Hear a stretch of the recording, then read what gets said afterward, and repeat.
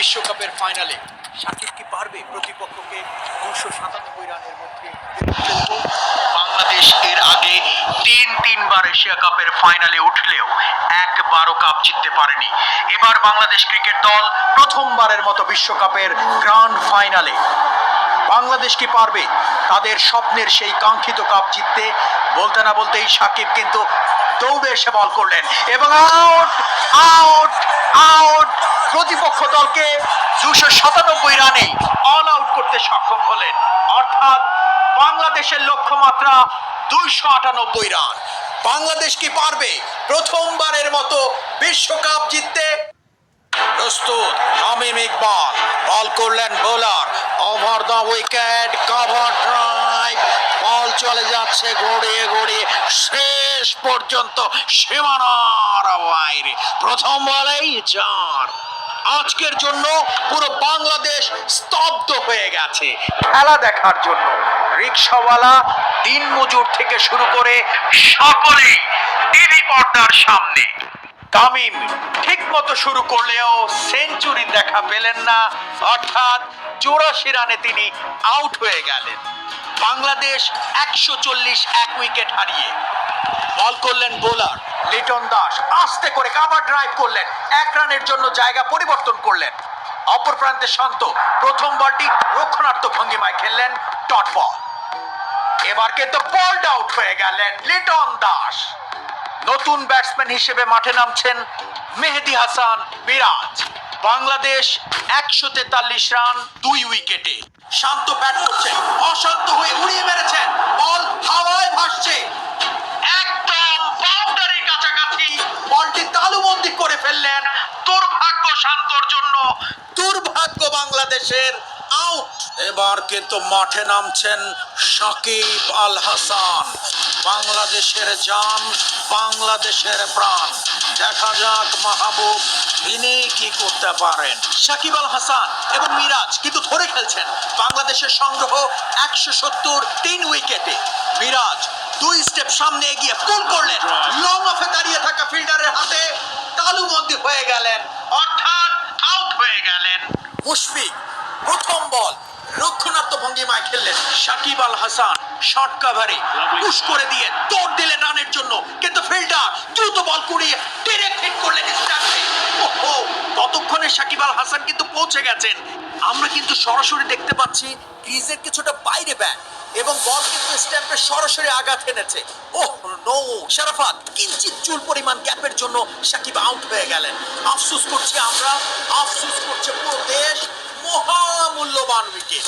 প্রচন্ড চাপের মুখে বাংলাদেশ 207 রান। বাংলাদেশের 5 উইকেট পড়ে গেল। জয়ের পাল্লা কিন্তু দুদিকেই ঝুলছে। এবার কিন্তু তৌহিদ হৃদয় উড়িয়ে মেরেছেন, 4 হবে মনে হচ্ছে, কিন্তু না। ফিল্ডার যতক্ষণে ফেরত পাঠালেন ততক্ষণে 3টি রান নিয়ে নিয়েছেন ব্যাটাররা। এই 3টি রান কিন্তু হৃদয় ছুঁয়ে গেল, প্রেশারটা কিছুটা নেমে গেল। ওহ নো, এটা কি করলেন mister dependable Mushfiqur Rahim? Catch out হয়ে গেলেন। কি হবে এখন আমাদের বাংলাদেশে? বুঝছেন ভাই, আমগো একটাই সমস্যা, একটা উইকেট পড়লে টানা পড়তেই থাকে। ভাই দেখা যাক, ভালো কিছু হবে ইনশাআল্লাহ। মাঠে অবশ্য নামছেন সাইলেন্ট কিলার, বাংলাদেশের সবচেয়ে বড় ফিনিশার মাহমুদুল্লাহ রিয়াদ। এবার কি করলেন তৌহিদ হৃদয়, বল ব্যাটের কানায় লেগে সোজা চলে গেল উইকেট কিপারের গ্লাভসে। স্নায়ু চাপটা আরো বেড়ে গেল। গ্যালারির এক অংশে দর্শকদের কান্নার দৃশ্য দেখতে পাচ্ছি। বাংলাদেশের স্বপ্ন কি পূরণ হবে মাহবুব? বোলার কিন্তু বল করছেন, উড়িয়ে মেরেছেন নাসুম আহমেদ, একবার মাটি স্পর্শ করে 4 হয়ে গেল। ইনশাআল্লাহ ভাই, ইনশাআল্লাহ। 10 বলে 13 রান করে ফেলেছেন নাসুম আহমেদ। বল করলেন বোলার, উড়িয়ে মেরেছেন নাসুম আহমেদ, কিন্তু ব্যাটের মাঝখানে লেগেছিল, আউট হয়ে যাবে মনে হচ্ছে। দেখা যাক, শেষ পর্যন্ত আউট হয়ে গেলেন। 274 রানে 8 উইকেট পড়ে গেল বাংলাদেশের। হাতে আছে আর মাত্র 2টি উইকেট। মাহমুদুল্লাহ স্ট্রাইকে, বল করলেন বোলার, আবারও কিন্তু ডট বল হয়ে গেল। মাহমুদুল্লাহ উড়িয়ে মেরেছেন, 6 হবে মনে হচ্ছে, একদম গ্যালারিতে।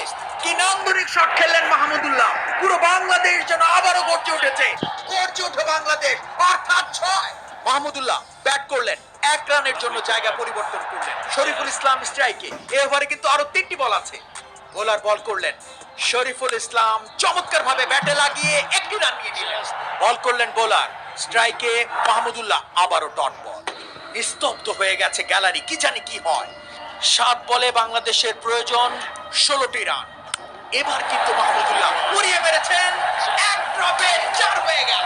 শেষ ওভারের খেলা, বাংলাদেশের হাতে আছে 6টি বল, করতে হবে 12টি রান। ফিল্ডিংটা অবশ্য সাজিয়ে নিয়েছেন। এবার কিন্তু বল করলেন বোলার, দুর্ভাগ্য বাংলাদেশের, আউট হয়ে গেলেন শরীফুল ইসলাম। আমাদের সাথে প্রতিবার এমনই হয়। ঠিকই কইছেন, 140 রানে 1 উইকেট, অথচ দেখেন 290 রান হইতে হইতে 8 উইকেট পড়ে গেছে। আরে আল্লাহ, 1 উইকেট গেলে সব শেষ ভাই, বিশ্বকাপ শেষ আমাদের। তাসকিনকে হয়তো মাহমুদুল্লাহ এটাই বলছেন, এটা বিশ্বকাপ না, দেশের জন্য বিশ্বযুদ্ধ। 16 কোটি মানুষ দেখছে আমাদের, জিততে হবে দেশের জন্য। বলতে না বলতেই তাসকিন কিন্তু প্রথম বলে কিক পয়েন্ট দিয়ে সজোরে হাঁকালেন, বল চলে যাচ্ছে সীমানার দিকে এবং চার। একই করলেন তাসকিন, আবারও গর্জে উঠেছে বাংলাদেশ, গর্জে উঠেছে গ্যালারি। বাংলাদেশের 4 বলে প্রয়োজন 8 রান। পারবে কি বাংলাদেশ? বল করলেন বোলার, এবার কিন্তু ব্যাটে লাগাতে পারেননি। ওহো, তবে দৌড় দিয়েছেন তাসকিন, উইকেট কিপারের হাত থেকে বল ছুটে গিয়েছিল। যতক্ষণে বল ছুড়ে মারলেন উইকেট কিপার, তার আগেই কিন্তু ঝাঁপিয়ে পড়ে মাহমুদুল্লাহ রিয়াদ সম্পূর্ণ শরীরটাকে নিংড়ে দিয়ে ঝাঁপিয়ে পড়লেন। তিনি জানেন এ যুদ্ধে জেতাতে হবে বাংলাদেশকে, আমাদের বাংলাদেশকে। এবার কিন্তু দেখতে পাচ্ছি মেন্টর মাশরাফিকে, সাথে শাকিব, তামিম সবাই কিন্তু বাউন্ডারির কাছে এসে করতালি দিয়ে উৎসাহিত করছে। তুমি পারবে, তুমি পারবে মাহমুদুল্লাহ, তোমার হাত ধরেই আসবে জয়, আমরাও বিশ্বাস করি। 3 বলে বাংলাদেশের প্রয়োজন 7টি রান। বোলার কিন্তু বল করলেন, মাহমুদুল্লাহ উড়িয়ে মেরেছেন, ফিল্ডার কিন্তু দৌড়ে এসে ধরে ফেললেন। তৎক্ষণে কিন্তু 2 বারের মতো জায়গা পরিবর্তন করলেন, অর্থাৎ 2টি রান বাড়ল। বাংলাদেশকে জিততে হলে প্রয়োজন 2 বলে 5 রান। সবাই কিন্তু যার যার জায়গায় সৃষ্টিকর্তার নিকট প্রার্থনারত, আমরাও তাই। বল করলেন বোলার, আবার কিন্তু ডট বল হয়ে গেল, অর্থাৎ শেষ বলের সমীকরণ 5 রান। এই টুর্নামেন্টের শেষ বলে জিততে হলে 6টি রান করতে হবে। পারবে কি বাংলাদেশ? পারবে কি মাহমুদুল্লাহ? শেষ বল, বল করছেন বোলার, কিন্তু না, ওয়াইড, অর্থাৎ 1 বলে 4 রান। শেষ বল, পারবে কি বাংলাদেশ? পারবে কি মাহমুদুল্লাহ?